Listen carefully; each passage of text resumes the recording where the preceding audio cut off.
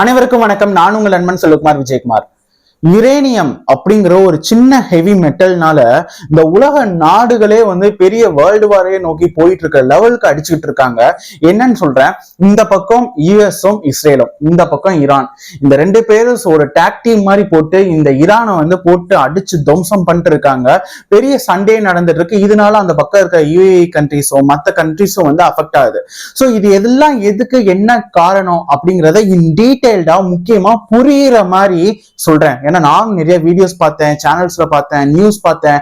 எல்லாம் தலையை சுத்தி வராங்களே தவிர்த்து என்னதாண்டா விஷயம் சொல்ல வரீங்க, எதுக்கு தாண்டா சண்டை போடுறாங்க, என்னதாண்டா காரணம் அப்படிங்கிற ஒரு விஷயத்த நான் இதுல டீடைல்டா சொல்றேன்.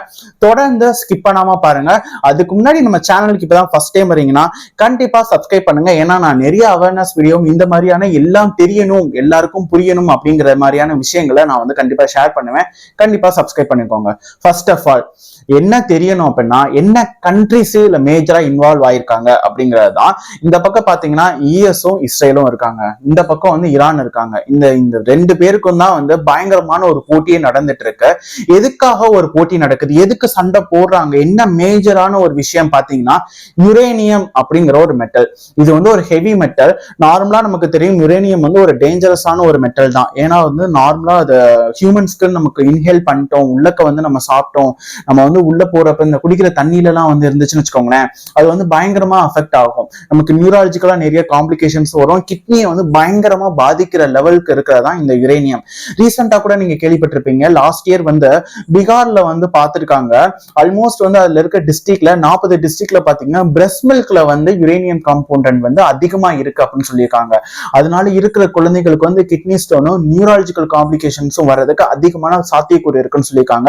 அப்ப யோசிச்சு பாருங்க யுரேனியமோட லெவல் எப்படி இருக்குன்னு. இந்த யுரேனியம் வேற என்ன பர்பஸ்க்காக யூஸ் பண்ணுவாங்கன்னு பாத்தீங்கன்னா, யுரேனியம் பேசிக்காவே ஒரு நியூக்ளியர் பவர் பிளான்ட்ல சோர்ஸா யூஸ் பண்ணி அது மூலமா கரண்ட் எலக்ட்ரிசிட்டி ஜெனரேட் பண்றதுக்காக தான் இந்த யுரேனியம் யூஸ் பண்றாங்க.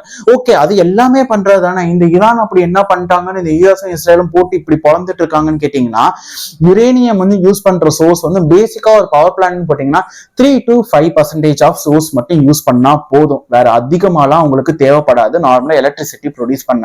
ஆனா இந்த ஈரான் என்ன பண்றாங்கன்னா, அதுக்கு மேல இருக்கிற சோர்சஸை யூஸ் பண்றதுனால நாங்க அதிகமா யூஸ் பண்ண போறோம், உலக நாடுகள் அமைதிக்காக நாங்க யூஸ் பண்ண போறோம் அப்படின்னு சொல்லிட்டு ஈரான் கொண்டுட்டு வரதான் இங்க ஒரு பெரிய தாக்கமா இருந்திருக்கு. இதுக்கெல்லாம் என்ன பண்றாங்கன்னா, 2015 இப்பெல்லாம் ஈரான் யோசிக்கிறாங்கிறதெல்லாம் தெரிஞ்சுட்டு 2015 ஒரு விஷயம் கொண்டுட்டு வராங்க. Like joint comprehensive plan of action அப்படின்னு சொல்லிட்டு ஒன்று கொண்டு வராங்க. இதுல உலக நாடுகள் எல்லாம் ரஷ்யா, ஜெர்மனி, சைனா, இந்த மாதிரி பெரிய பெரிய கண்ட்ரிஸ், யூஎஸ் எல்லாம் சேர்ந்து என்ன சொல்றாங்கன்னா, இஸ்ரேல் நியூக்ளியர் பவர் சோர்ஸ் இவ்வளவுதான் யூஸ் பண்ணணும், அதுக்கு மேல அவங்க யூஸ் பண்ணக்கூடாது. அப்படி யூஸ் பண்ணாங்கன்னா எக்கனாமிக்கா அந்த கண்ட்ரியை அங்க பாதிக்கப்பட வைப்போம் அப்படின்னு சொல்லிட்டு எல்லா நாடுகளும் ஒப்பந்தம் மாதிரி போட்டிருக்காங்க. இதுக்கும் மேல என்னன்னா, ஒவ்வொரு கண்ட்ரிஸும் யார் யாரெல்லாம் யுரேனியம் ரிசோர்ஸஸா யூஸ் பண்ண, எல்லா கண்ட்ரிஸும் நம்ம கண்ட்ரியும் தான் யுரேனியம் யூஸ் பண்றாங்க. இந்த மாதிரி யூஸ் பண்றவங்க எல்லாருமே உலகத்துல இருந்து எல்லா கண்ட்ரிஸ் ஸ்பெசிபிக்கா பெரிய மேஜரான கண்ட்ரிஸ் நம்ம கண்ட்ரியும் சேர்த்துதான் இந்த மாதிரி எல்லாம் ஒரு நார்மலா இன்ஸ்பெக்டர் மாதிரி அனௌன்ஸ் பண்ணுவாங்க. என்னன்னா அவங்க எல்லாம் போய் அந்த கண்ட்ரிஸ்ல இருக்கிற அந்த ரிசோர்சஸ்ல எவ்வளவு பர்சன்டேஜ் யூஸ் பண்றாங்க அப்படிங்கறத தெரிஞ்சுக்கணும். ஏன்னா அப்படி இருந்தாதான் அவங்க ஓகே நார்மலைஸ்டா அவங்க பவர் பிளான்ட்டுக்கு யூஸ் பண்றாங்களா இல்ல பவர் பாம்புக்காக யூஸ் பண்றாங்களா அப்படிங்கிற சோர்சஸ் எல்லாம் நமக்கு தெரிய வருங்கிறக்கா எல்லாம் அக்ரிமெண்ட் பண்ணிருக்காங்க.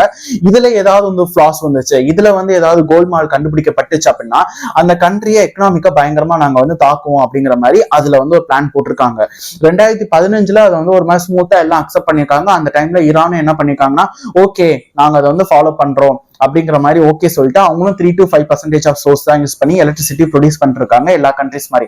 ஆனா 2018 இந்த ட்ரம்ப் இருக்காரு, அவர் வந்ததுக்கு அப்புறம் என்ன சொல்லியிருக்காருன்னா, அந்த விஷயத்த டோட்டலா கேன்சல் பண்ணிட்டாரு. அந்த விஷயத்த நான் எடுத்துக்க மாட்டேன் அப்படிங்கிற மாதிரி கேன்சல் பண்ணிட்டு, அப்ப அவங்க கேன்சல் பண்ணோன்னு இந்த பக்கம் என்ன ஆச்சுன்னா, ஈரானுக்கு ஒரு பெரிய அட்வான்டேஜ் ஆயிடுச்சு. ஆல்ரெடி நம்ம இதை நம்ம பெருசா யூட்டிலைஸ் பண்ணலாம்னு நினைச்சிட்டு இருந்தோம். இப்ப இவங்களும் அதை இது பண்ணிட்டாங்க, நம்மளை கண்டுக்க மாட்டாங்கிற மாதிரி நினைச்சிட்டு இவங்க என்ன பண்ணாங்கன்னா 3 to 5% ஆஃப் சோர்ஸுக்கு பதில 60% ஆஃப் சோர்ஸ் யூஸ் பண்ணிருக்காங்க.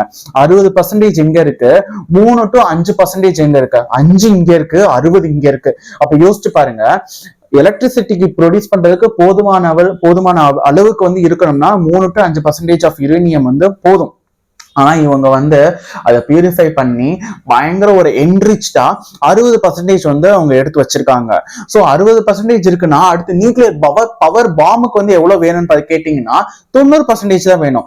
60% கொண்டு வர தெரிஞ்சவங்களுக்கு இன்னும் 30% தானே, அதை கொண்டு வந்துட்டா அவ்வளவுதான் நம்ம பயங்கரமா அஃபெக்ட் ஆகும் அப்படிங்கிற மாதிரிலாம் நினைக்க ஆரம்பிச்சிட்டாங்க. இது வந்து இஸ்ரேல் வந்து இது பக்கத்து நாடு தானே, இஸ்ரேல் அண்ட் ஈரான் வந்து பக்கத்துல இருக்க நாடு. அதனால அவங்க பயப்பட்டு அவங்க யூஎஸ்க்கு இன்ஃபார்ம் பண்ண, இவங்க 2 பேர் சேர்ந்து இவங்கள்ட்ட வந்து சொல்லிட்டாங்க, நீங்க வந்து அதை கொண்டுட்டு வரக்கூடாது, 60%ங்கிறதே கம்மி தான். அதனால நீங்க என்ன பண்ணணும்னா நீங்க வந்து ரிஃபைன் பண்ணி வச்சு நல்லா ஸ்டோர் பண்ணி வச்சிருக்க எல்லா யுரேனியம் காம்போனன்ட்ஸையும் வந்து எங்களுக்கு நீங்க சென்ட் பண்ணிருங்க, நாங்க அதை வந்து வச்சு பாத்துக்கிறோம், உங்க மேல சுத்தமா நம்பிக்கையே இல்லை அப்படிங்கிற மாதிரி வந்து யூஎஸ் வந்து டிக்ளேர் பண்ணிட்டாங்க. டொனால்ட் ட்ரம்ப்பும் சொல்லிட்டாங்க, இது வந்து நீங்க தந்தே ஆகணும், இல்லைன்னா நாங்க உங்க மேல வந்து ஓப்பனா வந்து நாங்க சொல்றோம், நாங்க வந்து உங்க நாடை வந்து தாக்கதான் செய்வோம், என்ன ஆனாலும் நாங்க பொறுப்பு இல்லை, ஏன்னா வந்து உங்களை நாங்க நம்பவே மாட்டோம் அப்படிங்கிற மாதிரி அவர் சொல்றாரு. அவர் எதுக்காக சொல்றாருன்னா அவர் நட்பு நாடு தான் அந்த இஸ்ரேலும் மற்ற மிடில் ஈஸ்ட் கண்ட்ரிஸும் அஃபெக்ட் ஆகக்கூடாது இதனால, இந்த யுரேனியம் நீங்க ஹேண்டில் பண்ண தெரியாம நீங்க ஹேண்டில் பண்ணிருக்கீங்க, அப்படி பண்ணக்கூடாது, நியூக்ளியர் பவர் பாம்புங்கிறது ஒரு சாதாரணமான விஷயம் இல்லை அப்படின்னு அமெரிக்கால இருந்து ஈரான்ல அடிக்கடி சொல்லிட்டாங்க. நியூக்ளியர் பவர் பாம்பு அது அப்படி என்ன ஆகும், 90% வந்துருச்சுன்னா நியூக்ளியர் பவர் பாம்பு சோர்சஸா இருந்துச்சுன்னா என்ன ஆகும் சொல்றேன். ஹிரோஷிமா நாகசாகி எங்கேயோ கேள்விப்பட்ட பேர் மாதிரி இருக்கா, அங்க நியூக்ளியர் பவர் பாம்பு போட்டு அதனால எவ்வளவு மக்கள் இறந்து போனாங்க. இன்னுமே பாத்தீங்கன்னா அவங்க பிறக்கிற குழந்தைகள்ல இருந்தும் சரி, இந்த வயசானவங்களும் சரி, அவங்களோட பாடியில இருக்கிற டோட்டலா எல்லாமே சேஞ்சஸ், ஹார்மோனல் சேஞ்சஸ், சில பேர் வந்து பிசிக்கலி ஹேண்டிகேப்பா பிறப்பாங்க, சில பேர் இன்டர்னல் ஆர்கன்ல வந்து ஏதாவது ஒரு டிஃபால்ட் இருக்கும் அவங்களுக்கு, இந்த மாதிரிதான் வந்து இருக்கும். அதோட எப்பயோ போட்ட அந்த பாம்புக்கு இன்னமும் அதோட தாக்கம் இருக்குன்னா யோசிச்சு பாருங்க, அப்ப நியூக்ளியர் பவர் பாம்பு வந்து எவ்வளவு ஒரு கொடுமையான விஷயம்னு. ஆனா வந்து ஈரான்ல என்ன சொல்றாங்கன்னா, நாங்க வந்து அந்த 60% நாங்க சோர்ஸை வந்து ரிஃபைன் பண்ணி வச்சிருக்கிறது ஒண்ணு நாங்க பவர் பாம்பு கொண்டுட்டு வர்றதுக்காக கிடையாது, நாங்க வந்து எங்களோட ஓன் பர்பஸ்க்காகவும் உலக நாடுகளோட அமைதிக்காகவும் தான் யூஸ் பண்றோம் அப்படிங்கிற மாதிரி சொல்றாங்க. ஆனா இவங்க என்ன கேக்குறாங்கன்னா, எதுக்கு நீங்க உலக நாடு அமைதிக்காக நீங்க 60% கொண்டுட்டு வரணும், எல்லா நாடுகளும் வந்து 3 to 5% தானே இருக்காங்க, நீங்க மட்டும் ஏன் 60% கொண்டுட்டு வரணும்னு சொல்லிட்டு யூஎஸ்ல இருந்து ஒரு டிமாண்ட் பண்ண.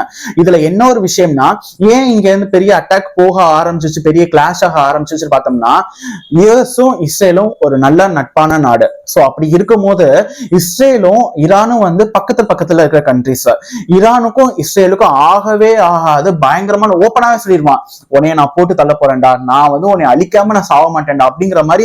இந்த மூவிஸ் எல்லாம் பாத்தீங்கன்னா ஹீரோவும் அந்த வில்லனும் இருப்பாங்க, எப்படி இருந்தா அடிச்சுட்டு எவனாவது ஒருத்தர் சாவணும் அந்த மாதிரியான இது. ஏன்னா ஓப்பனாவே சொல்லியிருக்காங்க, இஸ்ரேலும் ஈரானும் சரி, ஈரானும் இஸ்ரேலும் சரி, இதுக்கு முன்னாடி பாத்தீங்கன்னு வச்சுக்கோங்களேன் பயங்கரமா வந்து மிலிட்ரி மூலமாவும் அஃபெக்ட் பண்ணிருக்காங்க, அது போக வந்து நிறைய வந்து டெக்னாலஜிஸ் மூலமாவும் நிறைய பேர் சண்டைலாம் போட்டிருக்காங்க, பயங்கரமா நிறைய விஷயங்கள் வந்து அங்க 2 கண்ட்ரீஸும் நடந்திருக்கு, பெரிய பாஸ்டே அவங்களுக்கு பின்னாடி நிறைய இருக்கு. இந்த 2 கண்ட்ரீஸ் லிட்டரலி வந்து எனிமீஸ் அப்படிங்கிற மாதிரிதான் வந்து டிக்ளேர் ஆயிருக்கு. சோ இப்படி இருக்கும் போது இவன் வந்து 60% ஸ்டோர் பண்ணிக்கிறத 90% ஸ்டோர் பண்ணா அப்படின்னா நம்ம காலி, அவ்வளவுதான் முடிஞ்சு அப்படின்னு இஸ்ரேலுக்கு கண்டிப்பா தெரியும். அப்ப இவனை வந்து நம்ம ஏதாவது பண்ணியே ஆகணும், இந்த கண்ட்ரியை நம்ம அழிச்சா மட்டும்தான் நம்ம வந்து உயிரோடு இருக்க முடியும்னு சொல்லிட்டு யூஎஸோட சேர்ந்து அங்க டிக்ளேர் பண்ணதுதான் இந்த விஷயங்கள் எல்லாம். சரி, இந்த யுரேனியம் ஏன் அப்படி சொல்றாங்கன்னா, யுரேனியம் இந்த இஸ்ரேல்ல அந்த ஈரான்ல மட்டும்தான் அதிகமா இருக்கான்னு கேட்டீங்கன்னா அப்பெல்லாம் கிடையவே கிடையாதுங்க. யுரேனியம் ஒரு நார்மலான சோர்ஸ். இந்த சோர்ஸ் வந்து நம்ம இடத்துல பாத்தீங்கன்னா கிரஸ்ட் மேண்டல் கோர்னு சொல்லுவாங்க, கிரஸ்ட் தான் வந்து மேல இருக்கிற ரீஜியன். இப்ப நார்மலா மேல இந்த பாறைகள் மண்ணெல்லாம் இருக்குன்னு வச்சுக்கோங்களேன், இங்க வந்து நம்ம நார்மலா வந்து சோர்சஸா வந்து யுரேனியம் கிடைக்கும். அது போக கடல் தண்ணிலையும் வந்து கொஞ்சம் சோர்சஸ் வந்து யுரேனியம் இருக்கும். அதனாலதான் நம்ம பீகார்ல எல்லாம் பாத்தீங்கன்னு வச்சுக்கோங்க, கிரவுண்ட் வாட்டர் லெவல்ல யுரேனியம் வந்து ரொம்ப மிக்ஸ்அப் ஆனனாலதான் பிரஸ்ட் மில்க்ல வந்து யுரேனியம் கண்டென்ட் அதிகமா இருக்கு அப்படிங்கிற லெவலுக்கு வந்து அஃபெக்ட் ஆயிருக்குன்னு சொல்றோம். சோ இதெல்லாம் வந்து யுரேனியம் வந்து உலக நாடுகள்ல பாத்தீங்கன்னு வச்சுக்கோங்களேன், கசகஸ்தான், அதுக்கப்புறமா வந்து நம்ம இந்தியா, ஆஸ்திரேலியா, இந்த மாதிரி ஆப்பிரிக்கா, இந்த மாதிரி நாடுகள் எல்லாம் பாத்தீங்கன்னா இந்த ஈரானை விட அங்க வந்து அதிகமான லெவல் ஆஃப் யுரேனியம் வந்து ப்ரொடியூஸ் பண்றாங்க. ஆனா அவங்களே அதை வச்சுட்டு அமைதியா இருக்கும் போது இந்த ஈரான் வந்து ஏன் இதெல்லாம் வந்து தேவையில்லாம 60% வந்து அது ஹையா ரிஃபைன் பண்ணி என்ரிச்டா கொண்டுட்டு வந்து நாங்க வந்து நார்மலா தான் வச்சிருக்கோம், பவர் பிளான்காக இல்லை அப்படின்னு சொல்றதெல்லாம் ஒரு பெரிய கொஸ்டின் மார்க்கா இருக்கு. இதுல லிட்டரலி பாத்தீங்கன்னா நம்பிக்கை இல்லாத தன்மை தான். ஏன்னா 60% கொண்டுட்டு வர தெரிஞ்ச இவங்களுக்கு 90% கொண்டுட்டு வந்துட்டாங்கன்னா நம்ம என்ன ஆகும் அப்படிங்கிறதுக்கான ஒரு நம்பிக்கை இல்லாம தான் இப்ப யூஎஸ்ல இருந்து ஈரான் அட்டாக் பண்ணி அங்க இருக்கிற சுப்ரீம் லீடர் இறந்து போயிட்டாரு, அங்க இருக்கிற யுஏஇ கண்ட்ரிஸ் சைட்ல இருக்கிற கண்ட்ரிஸ் எல்லாம் பாம் போட்டு, பாம்னா பெரிய பவர் பாம், அந்த நியூக்ளியர் பவர் பாம் ரேஞ்சுக்கு இல்ல, நார்மலா ஏஸ்ட்ரிக்ஸ் தான் இருக்குமோ அந்த மாதிரி ஏஸ்ட்ரிக்ஸ் எல்லாம் பண்ணி இந்த மாதிரி நடந்ததுக்கு காரணமே இதோட பின்னோட்டம் முன்னோட்டம் எல்லா ஓட்டமும் இதுதாங்க. இதுதான் விஷயம். இதனாலதான் சண்டை போடுறாங்க. எல்லாத்துக்கும் என்ன காரணம் பாத்தீங்கன்னா, கில்லி மூவில வந்து எங்கடா அந்த வெள்ளி குத்துவிளக்கு நான் கொடுத்தது காணாம போயிடுச்சு, இதுல என்ன காரணம் பாத்தீங்கன்னா இந்த பிஸ்கட் தான் அப்படின்னு கொண்டுட்டு வருவார்ல விஜய். அதே மாதிரிதான் இது எல்லாத்துக்கும் மொத்தமா காரணம் பாத்தீங்கன்னா யுரேனியம்ங்கிற ஒரு ஹெவி எலமெண்ட் மட்டும்தான். இந்த எலமெண்ட்டை நார்மலா இந்த ஈரான் இந்த சோர்ஸுக்காக இவ்வளவு லிமிட்டடா யூஸ் பண்ணியிருந்தாங்கன்னா பிரச்சனை வந்திருக்காது. இதை என்ரிச் பண்ணி அதிகமா யூஸ் பண்றாங்க. இதுக்கு முன்னாடி இந்த பக்கம் பாத்தீங்கன்னா 2015 அதோட ஸ்மூத்தா போயிட்டு இருந்துச்சு அந்த டீல் வச்சிருந்ததுல. இவர் தேவலாம வந்து அதை கேன்சல் பண்ணி அதை வந்து ரெனோவேட் பண்றோம், அது பண்றோம், இது பண்றோம்னு சொல்லி இடையில வந்து குட்டையை கிளப்பி விடுவாங்கல்ல, அந்த மாதிரி கிளப்பி விட்டு இந்த டொனால்ட் ட்ரம்பும் ஒரு விஷயத்த பண்ணிட்டு போயிட்டாரு. இதனால பாத்தீங்கன்னா லிட்டரலி எல்லா கண்ட்ரிஸ் அஃபெக்ட் ஆகும். அது என்ன எல்லா கண்ட்ரிஸ் அஃபெக்ட் ஆகும்? நான் இந்தியாவில ஜாலியா தானே உட்கார்ந்துட்டு இருக்கேன், எனக்கு என்ன ஆகும்னு நினைச்சீங்கன்னா, உலக நாடுகள்ல அதிகமா எக்கனாமிக் வந்து நடக்குது, பொருளாதாரம் வந்து நல்லா செயல் பண்ணும், நல்ல மணி ஃப்ளோ இருக்கணும்னு பாத்தீங்கன்னா ஏற்றுமதி இறக்குமதின்னு சொல்றோம்ல ஒரு விஷயம், அது இருந்தா மட்டும்தான், இம்போர்ட்டும் எக்ஸ்போர்ட்டும் பண்ணா மட்டும்தான் இந்த கண்ட்ரியோட ஃப்ளோ நல்லா இருக்கும், நல்லா வந்து டெவலப் ஆகுங்கிற ஒரு விஷயம். இப்போ ஆல்ரெடி பெட்ரோல், டீசல், கேஸ் இதெல்லாம் ரேட் நான் சொல்லி தெரியணும்னு இல்லை, நம்ம இந்தியாவில எவ்வளவு ரேட் இருக்குன்னு உங்களுக்கே தெரியும். இது போக வெங்காயம், தக்காளி எல்லாம் பாத்தீங்கன்னு வச்சுக்கோங்களேன், கோல்டு கூட வாங்கிடலாம்டா, இந்த தக்காளி வெங்காயம் வாங்க முடியாது, அதை வாங்கி நம்ம சேர்த்து வச்சுட்டு நம்ம வாழ்க்கையை வாழ்ந்துக்கலாம்டா அப்படிங்கிற லெவலுக்கு இருந்துச்சு. சோ இந்த மாதிரியான லெவல் திரும்பவும் வரதுக்கான சாத்தியக்கூறுகள் அதிகமா இருக்கு. அந்த கண்ட்ரி தானே அடிச்சுட்டு போகட்டும், இறந்துட்டு போகட்டும், சாவட்டும் அப்படிங்கிற மாதிரி நம்ம அசால்ட்டா விட முடியாது. ஏன்னா நம்ம அசால்ட்டா நினைக்கிறதப்போ அடுத்தடுத்த அஃபெக்ட் ஆக போறது நம்ம எல்லாருமே தான். சோ இதனாலதான் நம்மளும் அதை வந்து பாத்துக்கணும், நமக்கும் அந்த கண்ட்ரிஸ் வந்து தெரிஞ்சுக்கணும், இவங்க வந்து இடையில போர் நடக்கக்கூடாது அப்படிங்கிறதுக்கான ஒரு முன்னோட்டம் தான் எல்லா கண்ட்ரிஸும் வந்து நினைச்சுக்கிட்டு இருக்கிறது. நான் பேசும்போது இடையில கொஞ்சம் லைட்டா வந்து வேர்டு வந்து ஷார்ப் ஆகாது, லைட்டா பிளண்ட் ஆகும். அது ஏன்னா பிரேசஸ் இப்ப ரீசெண்டா போட்டேன், என்னால இப்ப திரும்பவும் போயிட்டு செக்அப் பண்ணிட்டு வந்தேன், இன்னைக்கு ஈவினிங் தான் போனேன். ஸோ செக்அப் பண்ணனால திரும்ப கொஞ்சம் புஷ் பண்ணி ஆல்டர் பண்ணனால அது கொஞ்சம் வேர்டு வந்து என்ன சொல்றதுன்னா கிளியர் ஆகல. நார்மலா வந்து ஷார்ப்பா தான் இருக்கும், நல்லா தான் பேசுவேன், வேர்டு கிளியர் ஆகல, கொஞ்சம் பிளண்டரா இருக்குன்னா கொஞ்சம் அட்ஜஸ்ட் பண்ணிக்கோங்க. ஏன்னா இது கண்டிப்பா பேசி ஆகணும்.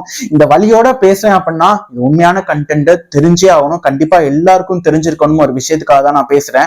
ஏன்னா நான் நிறைய சேனல்ல நான் பார்த்தேன் வந்து சுத்தி வளைச்சு பேசுறாங்க, என்னதான் சொல்ல வரீங்க, என்னதான்டா ஒரு காரணம் அப்படிங்கிற மாதிரி இல்ல, சும்மா வாட்ச் அவர் வந்து இன்க்ரீஸ் பண்ணும், சம்பளத்தை வந்து வாங்கிட்டு போனோம், அதுல இருந்து காசு எனக்கு வரணும் அப்படிங்கறதுக்காக ஒரு கண்டென்ட்டுக்கு பேசுறாங்கன்னே தவிர்த்து மக்களுக்கு புரியணும் இதுதான் விஷயங்கிறத யாருமே சொல்ல மாட்டாங்க. நானும் இங்கிலீஷ்லயும் பார்த்துட்டேன், தமிழ்லயும் பார்த்துட்டேன், ஹிந்திலையும் பார்த்துட்டேன், ஒண்ணுமே எனக்கு புரியல அப்படிங்கிற மாதிரிதான் இருந்துச்சு. அட்லாஸ்ட் நானா எடுத்து கண்டென்ட் வந்து ரைட் அப் பண்ணி ஓகே இதுதான் விஷயம், இதனாலதான் எல்லாத்துக்கும் பார்த்தோம்னா இந்த யுரேனியம்ங்கிற ஒரு காரணத்தினாலதான் அப்படிங்கிற மாதிரி எனக்கு தெரிய வந்துச்சு. எனக்கு வந்துட்டு தெரிஞ்சா நான் எப்படி என்ன சப்ஸ்கிரைப் பண்ணி என் வீடியோஸை பாக்குறவங்களுக்கும் அந்த விஷயம் தெரிஞ்சிருக்கணும் அப்படிங்கறதுதான் என்னோட முழு வேண்டுகோளே. அதனாலதான் இந்த வீடியோ உங்களுக்கு கொண்டு வந்து ரீச் பண்ணேன். கண்டிப்பா இந்த வீடியோ உங்களுக்கு ஏன், எதனால, எதுக்காக எல்லாமே டீட்டெயில்டா புரிஞ்சிருக்கும்னு நான் நம்புறேன். நம்மளெல்லாம் மறுபடியும் திரும்ப ரீவைண்ட் பண்ணி முதல்ல பாருங்க, டீடைல்டா சொல்லியிருப்பேன். உங்க ஃப்ரெண்ட்ஸ் அண்ட் ஃபேமிலிக்கு கண்டிப்பான முறையில ஷேர் பண்ணுங்க, சப்ஸ்கிரைப் பண்ணிக்கோங்க. அடுத்து நான் போற வீடியோஸ் எல்லாம் இதே மாதிரி ரொம்ப இம்பார்ட்டன்டான வீடியோஸ், நிறைய அவேர்னஸ் சோசியல் கண்டென்ட் தான் நான் யூஸ்வல் போடுவேன். ஸோ நீங்க வந்து சப்ஸ்கிரைப் பண்ணி ஃபாலோ பண்ணி எனக்கு சப்போர்ட் பண்ணுங்க. அண்ட் மோஸ்ட் இம்பார்ட்டன்ட், நீங்க யோசிப்பீங்க யுரேனியம்ங்கிற ஒரு சின்ன மெட்டல் தான், ஆனா இந்த மெட்டல் வச்சுட்டு நம்ம என்ன பண்ண முடியும்னு நினைச்சீங்கன்னா ஒண்ணுமே இல்லை. அந்த வந்து பவர் பட்டன் வந்து அமுக்குனாங்கன்னு வச்சுக்கோங்களேன், சின்னதா, அவ்வளவுதான். ஹிஸ்டரியில இருந்து இருக்கிற மேப், உலக வரைபடங்கள் எல்லாம் செதஞ்சு போய் எல்லாம் துவம்சம் ஆயிரும். So let's hope for the best and pray for the best. இந்த நாடுகள்ல நிறைய மக்கள் தான் வந்து பாதிப்பாயிட்டே இருக்கு, நிறைய ஹியூமன்ஸ் தான் வந்து அஃபெக்ட் ஆகிட்டே இருக்காங்க. ஸோ அவங்களுக்கு எதுவும் ஆகக்கூடாதுன்னு நம்ம ப்ரே பண்ணுவோம். அண்ட் மோஸ்ட் இம்பார்ட்டண்டா வார் வேணாம் அப்படிங்கறதான் நிறைய கண்ட்ரிஸோட ஒரு வேண்டுகோள். என்ன ஏதோ ஆகுதுங்கிறத நம்ம தொடர்ந்து பார்த்துட்டே இருப்போம்.